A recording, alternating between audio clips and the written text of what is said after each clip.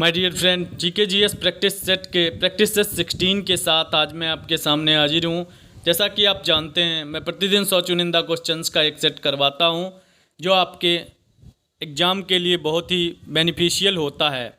चाहे आप बिहार दरोगा की तैयारी करते हो, यूपी दरोगा, एसएससी या रेलवे की तैयारी करते हो, आपके लिए यह रामबाण साबित होगा, क्योंकि इनमें मैं सिर्फ उन्हीं क्वेश्चंस को इंक्लूड करता हूं जो या तो एग्ज़ाम के पूछे गए क्वेश्चंस हैं या आज के नए पैटर्न पे बेस्ड हैं।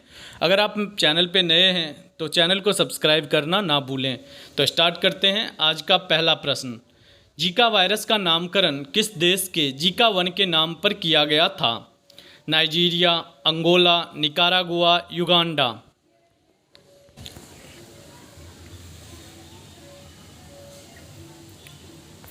सही आंसर होगा युगांडा। जीका वायरस की सबसे पहले खोज जो हुई थी 1947 में हुई थी। यह खोज पीला वायरस, येलो फीवर जो होता है, उसी के शोध हो रहे थे तब इस वायरस की खोज हुई थी।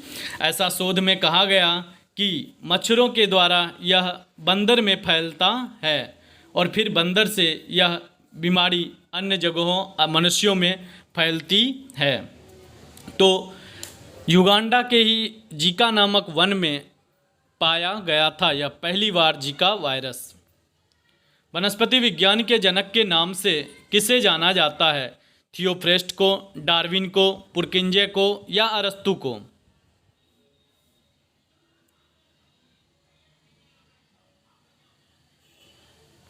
सही आंसर होगा थियोफ्रेस्ट को वनस्पति विज्ञान के जनक के नाम से जाना जाता है। और वनस्पति विज्ञान जो होता है उसमें हम पादपों का अध्ययन करते हैं। प्रख्यात सुदामा गुफा निम्नलिखित में से किस काल की है? चंद्रगुप्त मौर्य कालीन, समुद्रगुप्त कालीन, अशोक कालीन या पुष्यमित्र शुंग कालीन?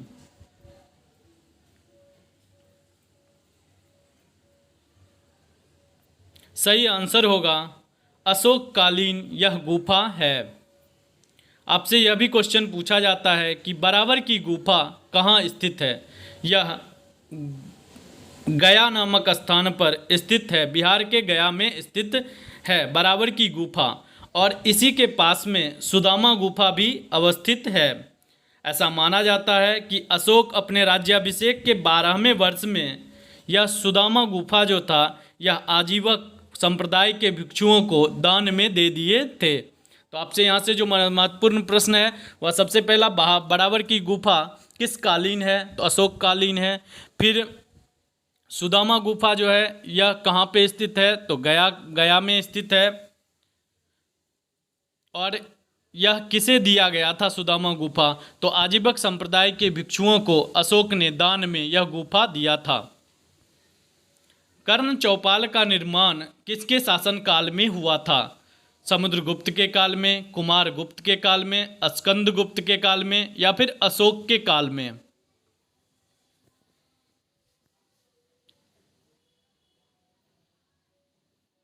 सही आंसर होगा अशोक के काल में कर्ण चौपाल का निर्माण हुआ था। खिलजी शैली में अलाई दरवाजा का निर्माण कहाँ किया गया था?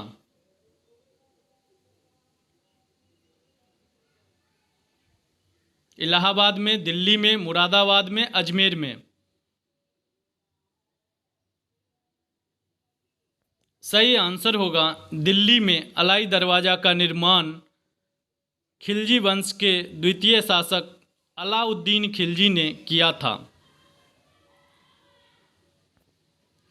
आंध्र प्रदेश की गोंड जनजाति का प्रसिद्ध लोक नृत्य है गोसादी, आम्र नृत्य, मोर नृत्य, दिंस नृत्य। यह गोंड जनजाति बहुत ही फेमस जनजाति है। आंध्र प्रदेश, मध्य प्रदेश, इन सारे जगहों की आदिवासी जनजाति है। भारत में यह काफ़ी संख्या में पाई जाती है।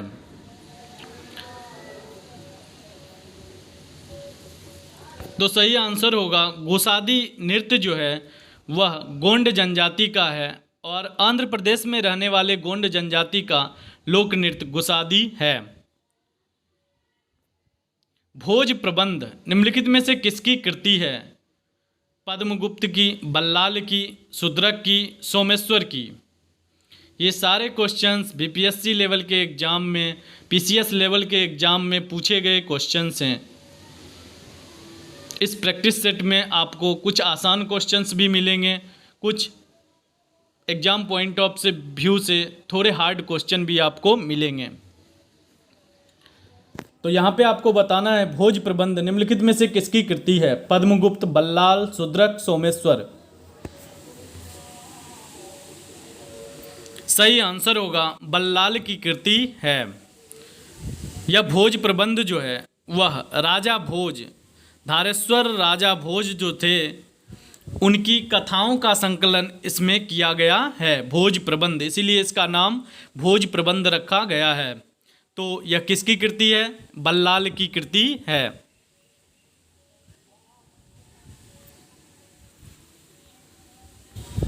ऐहोल के 70 मंदिरों का निर्माण किस वंश के शासकों ने करवाया था?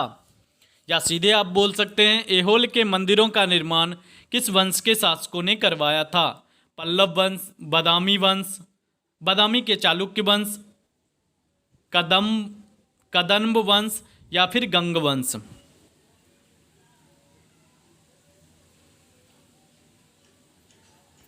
सही आंसर हो जाएगा बादामी के चालुक्य वंश ने ऐहोल में 70 मंदिरों का निर्माण करवाया था। लोकायतन संप्रदाय जो दर्शन है इसके प्रतिपादक कौन थे? कपिल, बदरायन, चारवाक, रामानुज।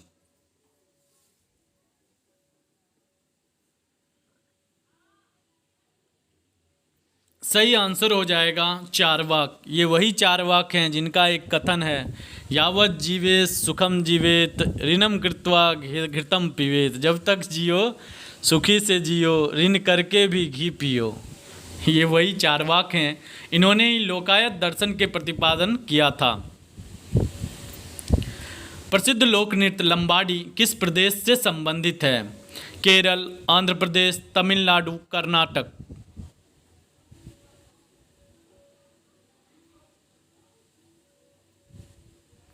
सही आंसर होगा आंध्र प्रदेश से यह लोक नृत्य संबंधित है।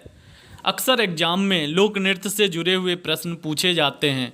तमाशा कहाँ का लोक नृत्य है? महाराष्ट्र का है। रासलीला कहाँ का है? उत्तर प्रदेश का है। इस तरह के प्रश्न आपसे पूछे जाते हैं। सातवाहन काल का सर्वाधिक प्रसिद्ध चैत्य कहाँ स्थित है? कार्ले, नासिक, नागार्जुन कोंडा या फिर अमरावती। चैत्य बौद्धों की जो स्तूप होते हैं, जो मंदिर होता है बौद्ध के, उसे ही हम चैत्य कहते हैं।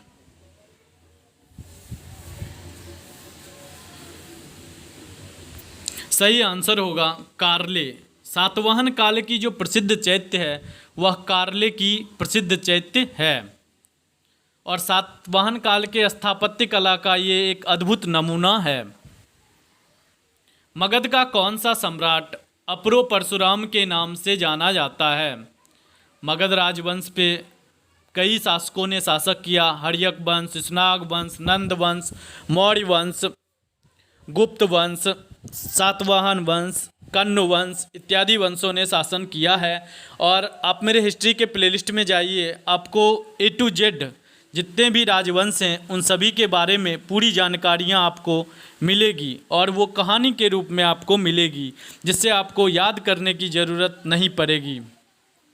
तो यहाँ पे आपका क्वेश्चन था, मगध का कौन सा सम्राट अपरो परशुराम के नाम से जाना जाता है? अजातशत्रु, कालाशोक, बिंदुसार या महापद्मनंद।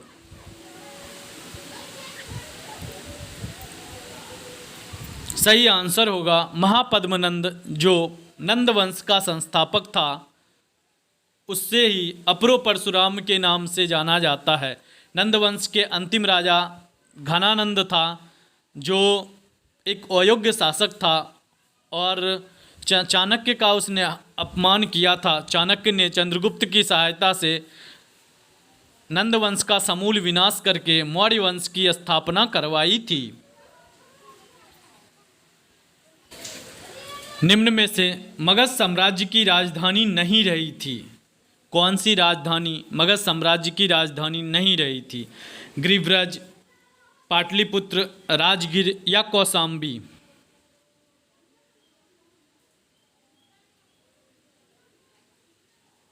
सही आंसर होगा कौशाम्बी। यह मगध साम्राज्य की राजधानी नहीं रही थी, जबकि गिरिव्रज, पाटलिपुत्र और राजगृह ये सारे मगध साम्राज्य की राजधानी रही है। योद्धेय सिक्कों पर किस देवता का अंकन है? योद्धाओं के सिक्कों पर आप इसको पढ़ सकते हैं। किस देवता का अंकन है? वासुदेव, कार्तिकेय, इंद्र, शिव?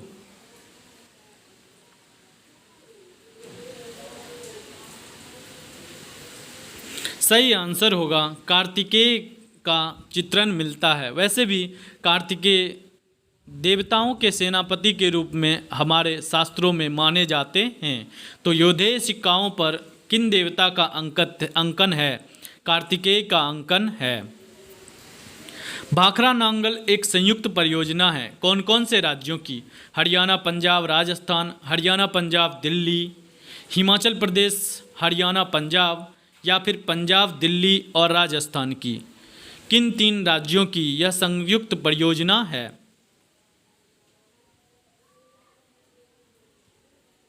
सही आंसर होगा हरियाणा, पंजाब और राजस्थान की यह एक संयुक्त परियोजना है। बुध सूर्य का एक चक्कर लगाने में कितना समय लेता है? बुध सूर्य से सबसे नजदीक का ग्रह है।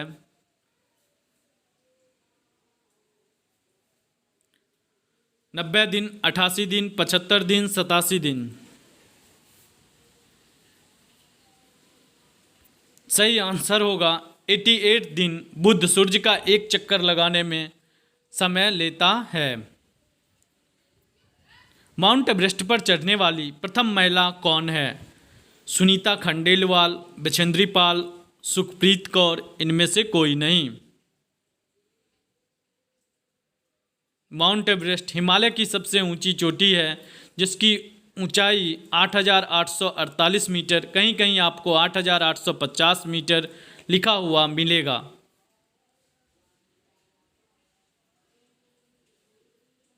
सही आंसर होगा बछेंद्री पाल। यह माउंट एवरेस्ट पर चढ़ने वाली प्रथम भारतीय महिला है।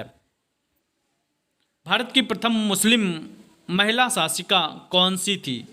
चांद बीबी, रजिया सुल्तान, शाह बेगम, इनमें से कोई नहीं?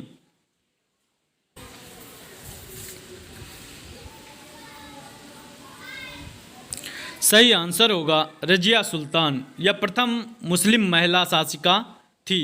इसका शासनकाल 1236 से लेकर 1240 तक माना जाता है। और मैंने दिल्ली सल्तनत में इसकी पूरी कहानी बताई है। इसके पति का नाम अल्तुनिया था जिसके साथ इसका प्रेम विवाह हुआ था। ये सारी कहानियाँ मैंने आपको डिटेल में बताई थी रजिया सुल्तान के बारे में। दिल्ली सल्तनत का 2 वीडियो प्लेलिस्ट में आपको मिल जाएगा, दिल्ली सल्तनत 1 और दिल्ली सल्तनत 2 करके, पार्ट 2 करके। आप उसे ज़रूर देखिए। वहाँ से जो आप पढ़ेंगे, मैं आपको गारंटी देता हूँ दिल्ली सल्तनत से रिलेटेड किसी भी प्रश्न को आपको किसी और बुक से पढ़ने की आवश्यकता नहीं पड़ेगी। पशु पक्षियों को महत्व देने वाली चित्र शैली कौन सी है? बूंदी शैली, किशनगढ़ शैली, नाथद्वार शैली, जयपुर शैली?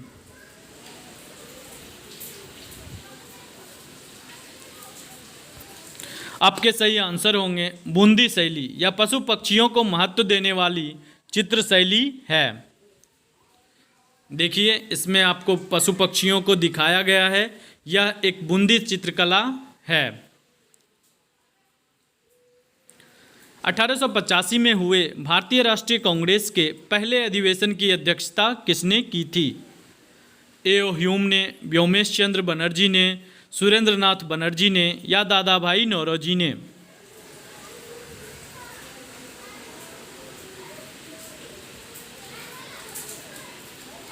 सही आंसर होगा व्योमेश चंद्र बनर्जी ने। मैं आपको इंडियन नेशनल कांग्रेस के बारे में कुछ इंपॉर्टेंट चीज़ें बताता हूँ। इंडियन नेशनल कांग्रेस की स्थापना 1885 ईस्वी में ए.ओ. ह्यूम के द्वारा किया गया था। इसका पहला अधिवेशन बॉम्बे में हुआ था जिसकी अध्यक्षता व्योमेश चंद्र बनर्जी ने WC बनर्जी ने 1885 ईस्वी में किया था। अगले साल 1886 ईस्वी में इसका अगला अधिवेशन कलकत्ता में हुआ था, जिसकी अध्यक्षता दादा भाई नौरोजी ने किया था। वहीं 1887 ईस्वी में तीसरा अधिवेशन हुआ था। लगातार ही 85, 86, 87, 88 इस तरह से अधिवेशन हुए हैं। तो तीसरा अधिवेशन 1887 ईस्वी में हुआ था, जो कि मद्रास चेन्नई में हुआ था, और इसके अध्यक्ष बदरुद्दीन तैयब जी थे, और ये पहले मुस्लिम अध्यक्ष थे इंडियन नेशनल कांग्रेस के। जबकि चौथा अधिवेशन 1888 ईस्वी में हुआ था, और इसके जो अध्यक्ष थे, प्रथम अंग्रेज अध्यक्ष हुए इंडियन नेशनल कांग्रेस के जॉर्ज यूले। तो आप इन सभी इन्फॉर्मेशन को याद रखिए, खास करके प्रथम मुस्लिम अध्यक्ष कौन थे और प्रथम अंग्रेज अध्यक्ष कौन थे, ये आपसे पूछा जाता है। प्रवासी भारतीय दिवस कब मनाया जाता है? 9 मई, 9 जून, 9 जनवरी, 9 फरवरी।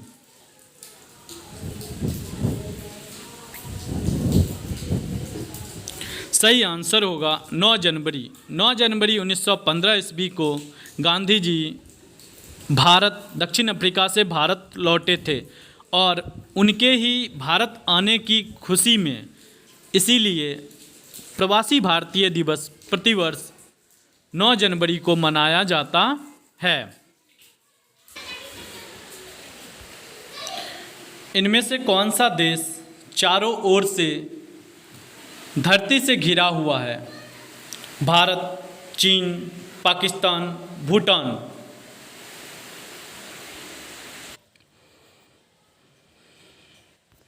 सही आंसर होगा भूटान। यह एक ऐसा देश है जो चारों ओर से धरती से घिरा हुआ है। मैं आपको भूटान की चौहद्दी बताता हूँ। भूटान के उत्तर में चीन स्थित है, भूटान के पूरब में अरुणाचल प्रदेश, पश्चिम में सिक्किम और दक्षिण में असम राज्य स्थित है। इस तरह से भूटान जो है यह चारों ओर से धरती से घिरा हुआ प्रदेश है। संकल्प नामक प्रोजेक्ट किस बीमारी के उन्मूलन से जुड़ा हुआ है? पोलियो, HIV, एड्स, तपेदिक या चेचक?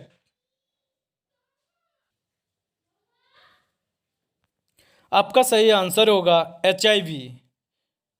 यह एड्स जिसे हम कहते हैं उसी के उन्मूलन से जुड़ा हुआ संकल्प नामक प्रोजेक्ट है। ब्रह्म समाज की संस्थापक कौन थे और इसकी स्थापना कब हुई थी? 1828 ईस्वी में राजा राम मोहन राय ने किया था। 1840 ईस्वी में गोपाल हरि देशमुख ने किया था। 1851 ईस्वी में दादा भाई नौरोजी ने किया था। 1875 ईस्वी में स्वामी दयानंद सरस्वती ने किया था। तो यहाँ पे आपका सही आंसर होगा 1828 ईस्वी में राजा राम मोहन राय ने ब्रह्म समाज की स्थापना की थी।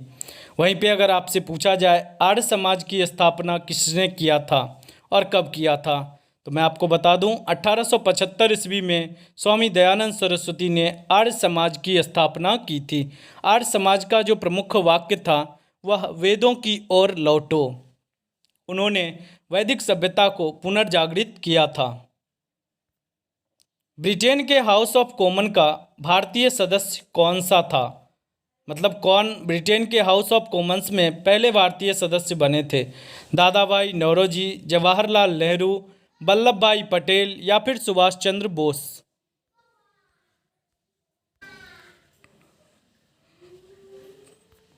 यहाँ पे आपका सही आंसर होगा दादा भाई नौरोजी, जिन्हें grand old man of India के भी नाम से जाना जाता है, और इनको ही ब्रिटेन के हाउस ऑफ कॉमन्स में पहला सदस्य बनाया गया था। और 1892 से लेकर 1895 ईस्वी तक यह ब्रिटिश हाउस ऑफ कॉमन्स के सदस्य रहे थे। तो आप इस भी याद रखिएगा 1892 टू 1895।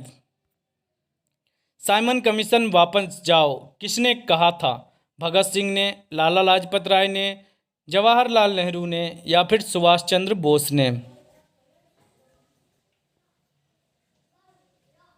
सही आंसर होगा लाला लाजपत राय ने साइमन गो बैक का नारा दिया था।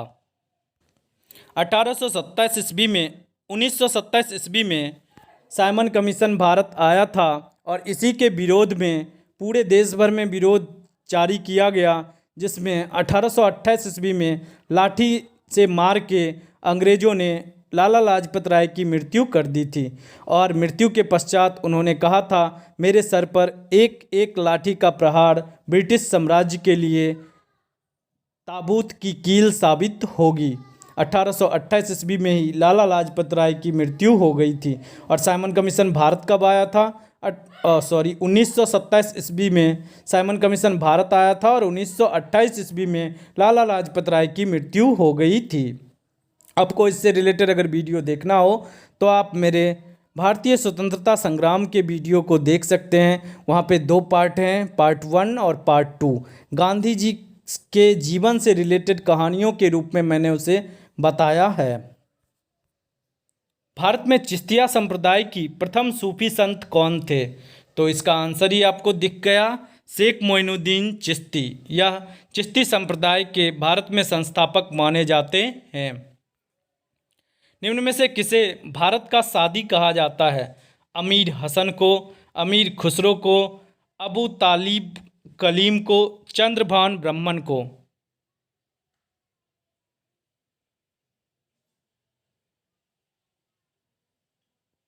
सही आंसर होगा अमीर हसन को भारत का सादी कहा जाता है। इसके बारे में कुछ और जानकारियां प्राप्त करते हैं। अमीर हसन जो थे यह बलबन के काल के प्रसिद्ध विद्वान थे। फवायद उल फवाद की रचना पूछा जाता है किन्होंने किया था? बलबन के ही काल के विद्वान अमीर हसन ने एक बुक लिखी थी जिसका नाम था फवायद उल फवाद। यह एक उच्च कोटि के गजल रचयिता थे, इसीलिए इन्हें भारत का सादी कहा जाता है। बलबन के राजस्व की जो विशेषताएं थी 2 तरह की, वो प्रथम सुल्तान का पद ईश्वर के लिए द्वारा। तो आपसे ये भी पूछा जाता है कि बलबन के राजस्व के 2 प्रमुख सिद्धांत जो थे वो कौन कौन से थे? तो पहला सिद्धांत में कहा गया था कि सुल्तान जो होता है वह ईश्वर के द्वारा, सुल्तान का पद जो है वह ईश्वर के द्वारा प्रदान किया हुआ होता है। और दूसरा बात जो कहा गया था वह सुल्तान का निरंकुश होना आवश्यक है। तो ये भी कभी कभी एग्जाम में पूछे गए हैं। भक्ति आंदोलन का प्रारंभ किया गया था अलवार संतों के द्वारा, सूफी संतों के द्वारा, सूरदास द्वारा या फिर तुलसीदास के द्वारा? सही आंसर होगा अलवार संतों के द्वारा भक्ति आंदोलन का प्रारंभ किया गया था। 2 तरह के संत प्राचीन काल में हुए थे, एक अलवार थे, एक नैनार थे। विष्णु के उपासक को अलवार कहा जाता था और शिव के उपासक को नैनार संत कहा जाता है। ये दोनों ही भक्ति आंदोलन की प्रमुख धारा के संत माने जाते हैं। 13वीं और 14वीं शताब्दी में भारतीय कृषक खेती नहीं करता था। 13वीं और 14वीं शताब्दी में किस चीज़ की खेती नहीं की जाती थी? यह लगभग सल्तनत काल का पीरियड था और उसमें आपको बताना है गेहूं की, जौ की, चना की या मक्का की, किसकी खेती 13वीं और 14वीं शताब्दी में नहीं की जाती थी? आपके सही आंसर होंगे मक्का की खेती नहीं की जाती थी। दीवान अर्ज विभाग संबंधित है शाही पत्राचार से, विदेशी विभाग से, रक्षा विभाग से, वित्त विभाग से। जितने भी चाहे मौर्य काल हो, गुप्त काल हो या फिर सल्तनत काल हो, उन सभी में विभागों का नाम अलग अलग रहता था। तो आपसे ये भी एग्जाम के इम्पोर्टेंट क्वेश्चन बनते हैं। आपको उस समय जो विभाग का नाम कहा जाता था वो दे दिया जाएगा और पूछा जाएगा कि वो किस चीज़ से संबंधित है। तो यहाँ पे आपको बताना है दीवान अर्ज विभाग जो है यह किससे संबंधित है? शाही पत्राचार से, विदेश विभाग से, रक्षा विभाग से या वित्त विभाग से?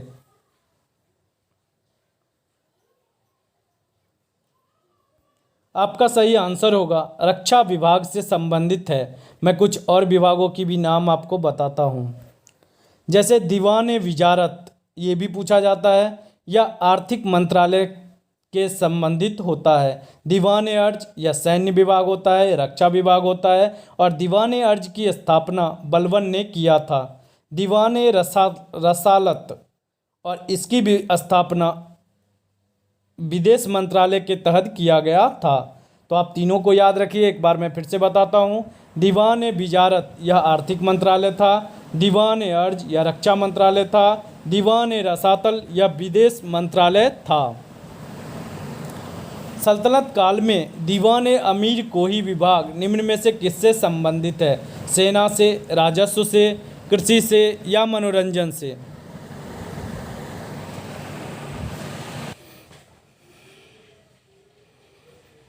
सही आंसर होगा यह कृषि से संबंधित था। दीवान अमीर कोही। मैं सल्तनत काल के कुछ और विभागों का नाम आपको बताता हूँ। दीवान इसराफ यह किससे संबंधित था? यह लेखा परीक्षण, जो आज आपका सीएजी का डिपार्टमेंट है, कॉम्पिट्रोलर एंड ऑडिटर जनरल, वही लेखा परीक्षक विभाग को दीवान इसराफ कहा जाता था। वहीं पे दीवान इमारत या लोक निर्माण विभाग पीडब्ल्यूडी, आज जो पीडब्ल्यूडी डिपार्टमेंट है उसी तरह का डिपार्टमेंट जब दिल्ली सल्तनत काल में होता था तो उसे दीवान इमारत कहा जाता था। दीवान अमीर कोही मैंने अभी आपको बताया, यह कृषि विभाग है और इसकी स्थापना भी पूछा जाता है। दीवान अमीर कोही की स्थापना किसने किया था? तो मोहम्मद तुगलक ने किया था। दीवान वकूफ़ यह व्यय की कागजात की देखभाल का एक विभाग होता था, या आप बोल सकते हैं डिपार्टमेंट ऑफ एक्सपेंडिचर, जो व्यय विभाग आजकल है उसे ही दीवान वकूफ़ कहा जाता था। दीवान मुस्तखराज यह अधिकारियों के नाम की बकाया राशि को वसूल करने वाला विभाग था और इसकी स्थापना अलाउद्दीन खिलजी ने किया था। अलाउद्दीन खिलजी से एक और प्रश्न पूछा जाता है, बाजार नीति सर्वप्रथम किस दिल्ली सुल्तान ने लागू किया था? यह अलाउद्दीन खिलजी ने ही लागू किया था। अपनी मधुरा विजय कृति में अपने पति के विजय अभियानों का वर्णन करने वाली कवित्री कौन सी थी? भारती, गंगा देवी, बदरंबिका, बज्जिका। यहाँ पे आपका सही आंसर होगा गंगा देवी। वह कवित्री थी जिसने अपने पति के विजय अभियानों का वर्णन किया था। दिल्ली का कौन सा सुल्तान मंगोल नेता चंगेज खां का समकालीन था? इल्तुतमिश, रजिया सुल्तान, बलबन, अलाउद्दीन खिलजी।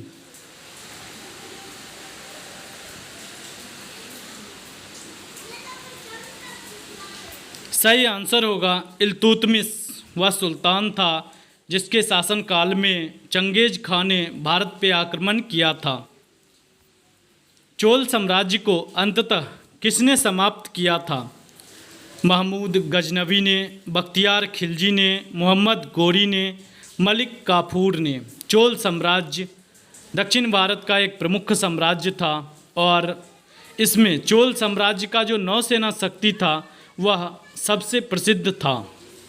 आपको बताना है कि चोल साम्राज्य का अंतिम विनाश किसने किया था? महमूद गजनवी ने, बख्तियार खिलजी ने, मोहम्मद गोरी ने या फिर मलिक काफूर ने? सही आंसर होगा मलिक काफूर ने। समुद्रगुप्त के प्रयाग प्रशस्ति वाले स्तंभ पर निम्नलिखित में से किसका लेख मिलता है? जहांगीर का, शाहजहां का, औरंगजेब का, दारा शिकोह का?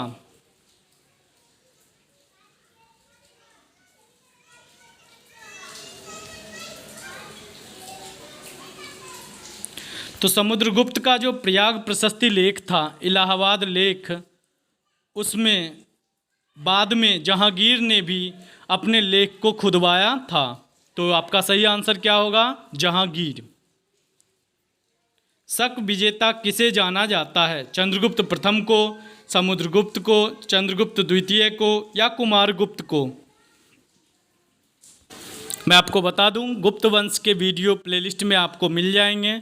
आप उसमें गुप्त वंश और मौर्य वंश की भी अगर जानकारी आप प्राप्त करना चाहते हैं तो उन वीडियो को आप एक बार देखिए। मैं आपको गारंटी देता हूं वीडियो देखने के बाद आपको इन सभी राजवंशों से संबंधित एक भी क्वेश्चन नहीं छूटेंगे। सही आंसर होगा चंद्रगुप्त द्वितीय, जिसे विक्रमादित्य के नाम से भी जाना जाता है, उन्हें ही शक विजेता के नाम से जाना जाता है। उत्तर तथा उत्तर पश्चिम भारत में सर्वाधिक संख्या में तांबे के सिक्के किसने जारी किए? उत्तर और उत्तर पश्चिम भारत मतलब सिंध, कंधार, काबुल, ये सभी क्षेत्रों को मिलाकर के तांबे के सिक्के सबसे ज़्यादा किसने जारी किए? इंडो ग्रीकों ने, कुषाणों ने, शकों ने या प्रतिहारों ने? सही आंसर होगा कुषाणों के द्वारा सबसे अधिक तांबे के सिक्के जारी किए गए थे। किस वैदिक ग्रंथ में वर्ण शब्द का सर्वप्रथम उल्लेख मिलता है? वर्ण जो कि वैश्य, शूद्र, ब्राह्मण, क्षत्रिय, ये चार जो वर्ण हैं इनका उल्लेख किस में मिलता है? ऋग्वेद में, अथर्ववेद में, सामवेद में या फिर यजुर्वेद में?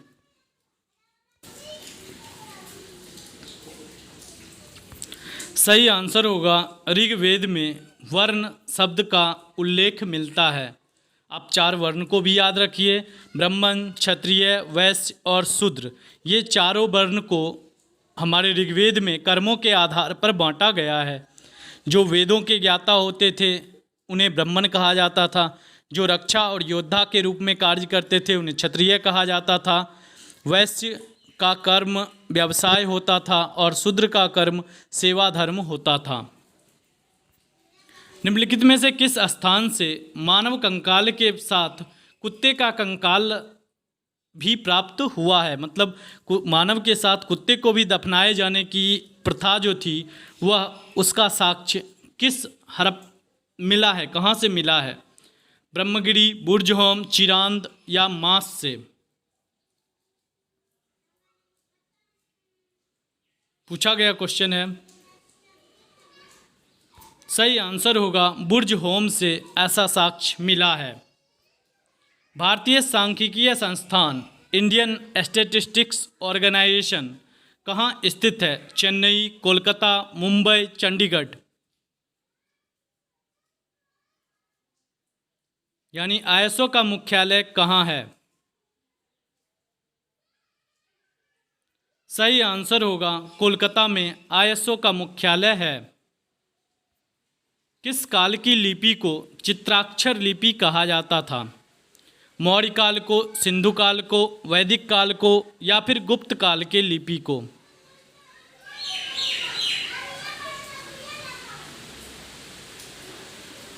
सही आंसर होगा सिंधु सभ्यता के काल की लिपि जो थी वह चित्राक्षर लिपि थी, मतलब चित्रों के रूप में शब्दों को लिखा जाता था। पिक्टोरियल, इसे पिक्टोरियल बोलते हैं। तो यह सिंधु कालीन सभ्यता से संबंधित है। चोल शासकों की भाषा क्या थी? तेलुगु, कन्नड़, तमिल या कोई भी नहीं? चोल, राष्ट्रकूट, पांड्या, बादामी के चालुक्य, वातापी के चालुक्य, ये सभी दक्षिण भारत के साम्राज्य थे। तो आपको बताना है चोल शासकों की भाषा क्या थी? तेलुगु, कन्नड़, तमिल? सही आंसर होगा तमिल जो थी वह चोल शासकों की भाषा थी। उज्जैन का प्राचीन काल में क्या नाम था? तक्षशिला, अवंतिका, इंद्रप्रस्थ, राजघराना?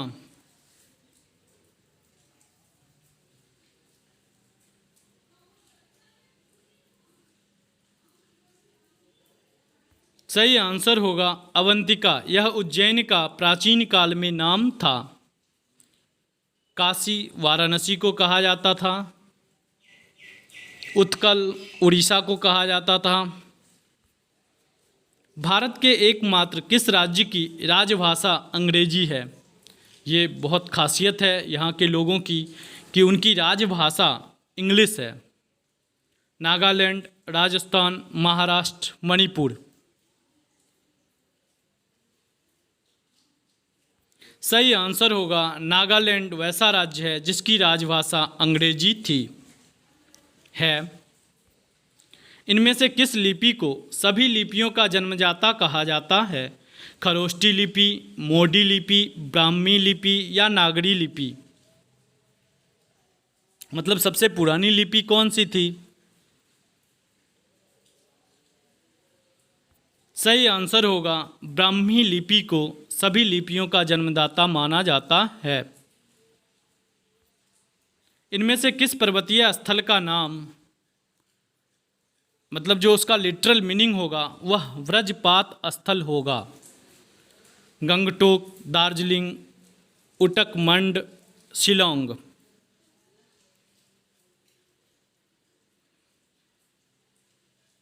सही आंसर होगा आपका दार्जिलिंग।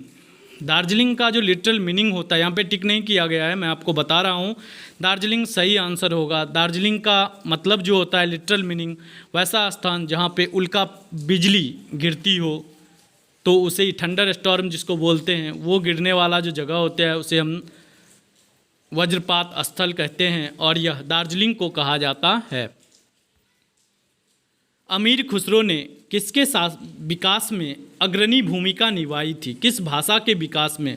अमीर खुसरो निजामुद्दीन औलिया के शिष्य थे और निजामुद्दीन औलिया एक सूफी संत थे। तो अमीर, ऐसा कहा जाता है निजामुद्दीन औलिया ने दिल्ली सल्तनत के 7 सुल्तानों का शासनकाल देखा था, पर वो किसी के भी दरबार में नहीं रहे। यहाँ पे आपसे पूछा गया है अमीर खुसरो ने किसके विकास में अग्रणी भूमिका निभाई थी? किस भाषा के विकास में? खड़ी बोली, भोजपुरी, अवधी, ब्रजभाषा?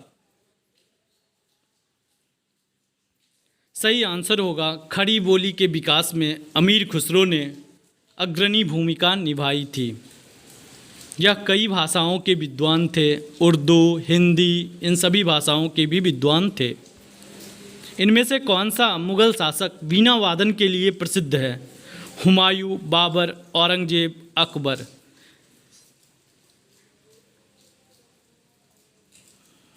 प्राचीन काल में भी समुद्रगुप्त को वीणा बजाते हुए सिक्कों पर देखा गया है। आपसे यहाँ पे पूछा गया है मुगल काल में कौन सा सम्राट वीणा बजाता था? सही आंसर होगा औरंगजेब। यह वीणा का शौकीन था। अगर आपको मुगल काल के बारे में डिटेल जानकारी प्राप्त करना हो तो आप मेरे वीडियो को देख सकते हैं। प्लेलिस्ट में 2 वीडियो आपको मिलेंगे, मुगल काल फर्स्ट और पार्ट 2। पार्ट 1 में मैंने बाबर, हुमायूं और अकबर को कवर किया है और बाकी जितने भी शासक हैं औरंगजेब तक 1707 ईस्वी तक मैंने सेकंड पार्ट में कवर किया है। राग मियाँ की मल्हार का रचयिता किसे माना जाता है? तानसेन को, बैजू बावड़ा को, अमीर खुसरो को, स्वामी हरिदास को?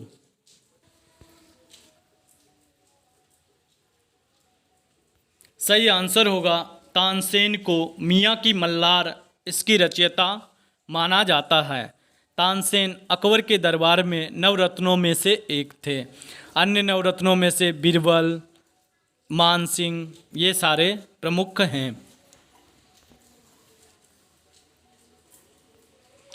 महरौली लोहा स्तंभ कहाँ स्थित है? जयपुर, कश्मीर, नई दिल्ली, चंडीगढ़?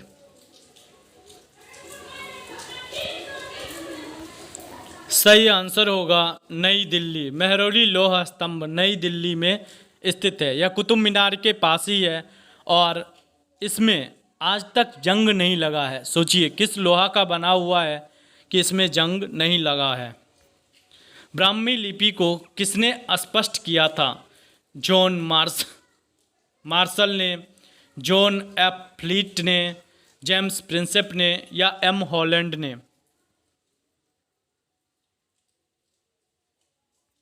सही आंसर होगा जेम्स प्रिंसेप ने ब्राह्मी लिपि को सबसे पहले पढ़ा था। स्यादवाद किस धर्म का मूलाधार है? बौद्ध धर्म का, हिंदू धर्म का, वैष्णव धर्म का या जैन धर्म का? सही आंसर होगा जैन धर्म का मूल आधार जो है वह स्यादवाद का सिद्धांत है। इसे अनेकांतवाद या सप्तभंगी का सिद्धांत भी कहा जाता है। चयन दर्शन के अंतर्गत किसी भी वस्तु के गुण को समझने, समझाने और व्यक्त करने का यह सापेक्षित सिद्धांत है। भारतीय पुनर्जागरण आंदोलन के पिता के रूप में किसे जाना जाता है? बाल गंगाधर तिलक, दयानंद सरस्वती, राजा राम मोहन राय, इनमें से कोई नहीं। भारतीय पुनर्जागरण आंदोलन के पिता के रूप में किसे जाना जाता है? सही आंसर होगा राजा राम मोहन राय को भारतीय पुनर्जागरण आंदोलन के पिता के नाम से जाना जाता है। इन्होंने ब्रह्म समाज की स्थापना ब्रह्म समाज की स्थापना राजा राम मोहन राय ने किया था। कामाख्या मंदिर भारत के किस आधुनिक राज्य में स्थित है? जम्मू कश्मीर, बिहार, असम, पंजाब।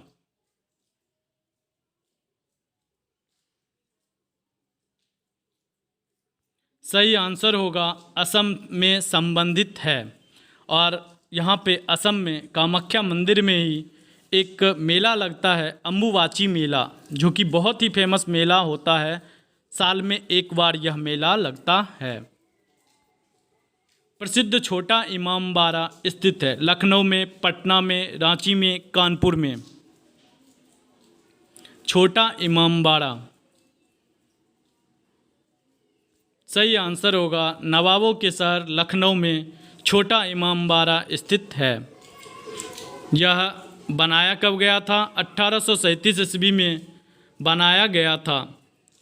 मोहम्मद अली शाह के द्वारा बनाया गया था और मोहम्मद अली शाह को यहीं पे दफनाया भी गया था। तो आप इस भी याद रखिए, किसके द्वारा बनाया गया ये याद रखिए। कहाँ पे है? लखनऊ में है। छोटा इमामबाड़ा नाम है, मोहम्मद अली शाह के द्वारा बनाया गया था। 1837 ईस्वी में बनाया गया था। मेघालय का लोक नृत्य है लोहो या लाहो, नाटी, अम्बू नृत्य, खानटम। मेघालय का फेमस लोक नृत्य कौन सा है? सही आंसर होगा लोहो या लाहो। यह मेघालय का लोक नृत्य है। नटराज मंदिर स्थित है चिदम्बरम में, रामेश्वरम में, मदुरै में या तंजावुर में? नटराज यह शिव की एक प्रतिमा होती है जिसमें नृत्य मुद्रा में शिव भगवान का पिक्चर होता है। सही आंसर होगा चिदम्बरम में नटराज मंदिर स्थित है। यह शिव के लिए है, उनके पूजा उपासकों के लिए। तमिलनाडु के चिदम्बरम में नटराज मंदिर स्थित है। ऐसा माना जाता है कि स्वयं शिव ने इस नटराज मंदिर का सृजन भी किया था और इसमें सारी शक्तियाँ जो थी वह शिव ने ही भरा था। ऐसे ही काशी विश्वनाथ मंदिर के बारे में भी कहा जाता है कि भगवान शिव ने स्वयं अपने ज्योतिर्लिंग की स्थापना काशी विश्वनाथ पीठ में किया था। शिंतो कहाँ का मूल धर्म है? ऑस्ट्रेलिया, जापान, चीन या रूस का? आप नाम से भी अंदाज़ा लगा सकते हैं। सही आंसर होगा यह जापान का मूल धर्म है। कौन सा? शिंतो। इकेबाना किसकी जापानी रूप है? आधुनिक चित्रकला का, फूलों की सजावट का, युद्ध कला का या कृषि विधि का? इकेबाना किसका जापानी रूप है?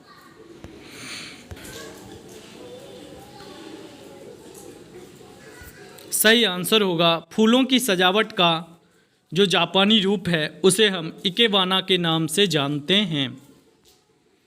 गुरुद्वारा पंजा साहिब भारत के किस पड़ोसी देश में स्थित है? और यह बहुत ही फेमस स्थान है। मैं इसकी कहानियाँ भी आपको बताऊंगा। पहले आप मुझे बताइए कि गुरुद्वारा पंजा साहिब भारत के किस पड़ोसी देश में स्थित है? श्रीलंका, पाकिस्तान, अफगानिस्तान या चीन?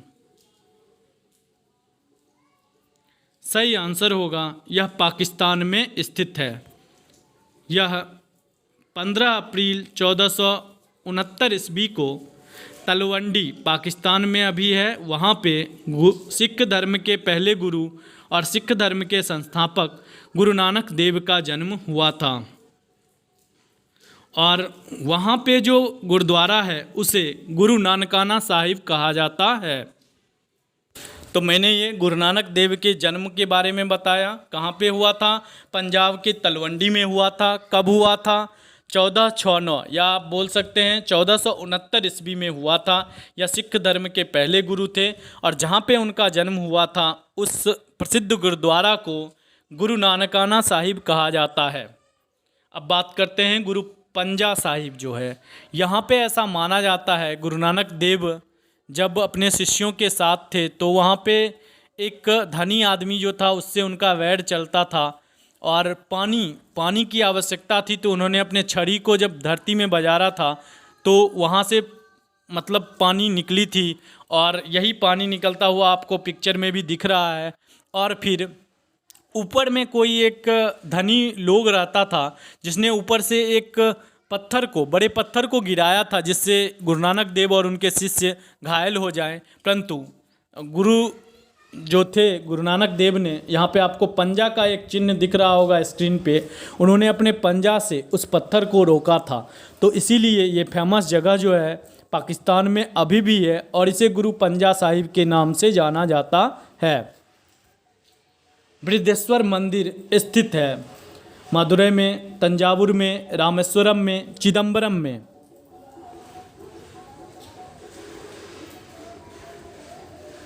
सही आंसर होगा तंजावुर में बृहदेश्वर मंदिर स्थित है। आज भर के लिए इतना ही, मिलते हैं प्रैक्टिस सेट 17 के साथ कल। अगर आपको वीडियो अच्छा लगा हो तो आप दोस्तों के बीच में वीडियो को ज़्यादा से ज़्यादा शेयर करें, चैनल को सब्सक्राइब करें, वीडियो को लाइक करें, नोटिफिकेशन बेल को दबाना ना भूलें क्योंकि मेरे प्रतिदिन अपलोड किए गए वीडियो का नोटिफिकेशन आपको मिलता रहे और ये आपको मिस नहीं करना है क्योंकि इसी से एग्ज़ाम में मैक्सिमम क्वेश्चन आपको देखने को मिलेंगे। जिस भी एग्ज़ाम में जीके जीएस से प्रश्न पूछे जाते हैं। तो मिलते हैं कल प्रैक्टिस सेट 17 के साथ।